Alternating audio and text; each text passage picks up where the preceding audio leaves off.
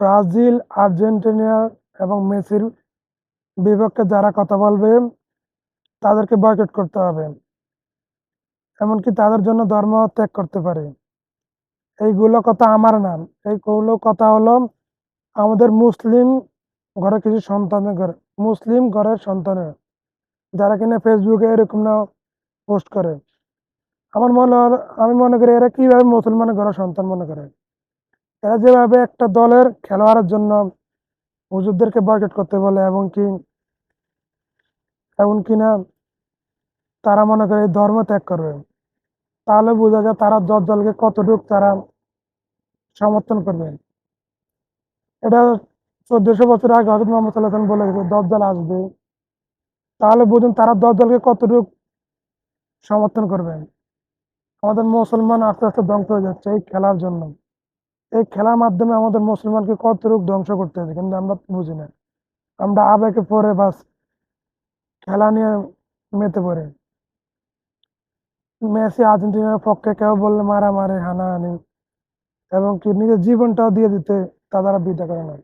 এবং কি এই মেসির বিপক্ষে যারা কথা বলবে তাদেরকে প্রতিহত করার জন্য তারা অনেক কিছু করে।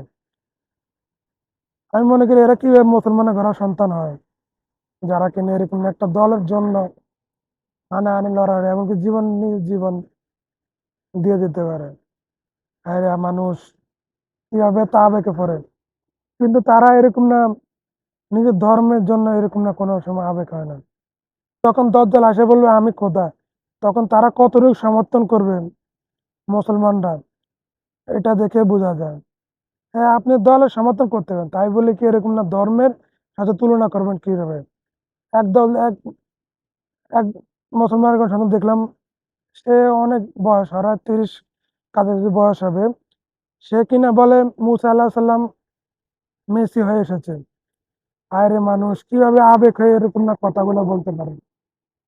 আর কিছু মানুষ তো বলে কিনা কোরআন পড়ে এবং নামাজ পড়ে এই দল যেন জিতে তার জন্য দোয়া করেন। হায় আফসোস, আমরা কতটা কেয়ামতের কাছাকাছি এসে পড়েছি, এগুলো দেখলে আমরা বুঝতে পারতাম না।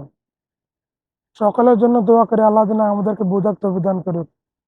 আরেকটি কথা হলো, দেখুন এই খেলার পরে অনেকে অনেক টাকা পয়সা অনেক কিছু উড়েছে, কিন্তু এখন দেখুন বন্যা হয়েছে পড়েছে, কিন্তু এখন তাদের কাছে যদি আপনি কোনো টাকা দেন, তাহলে তাদের কাছে কোনো টাকা পাবেন না অসহায়কে সহযোগিতা করার জন্য, কিন্তু ঠিকই তারা দলের জন্য খরচ করতে টাকা।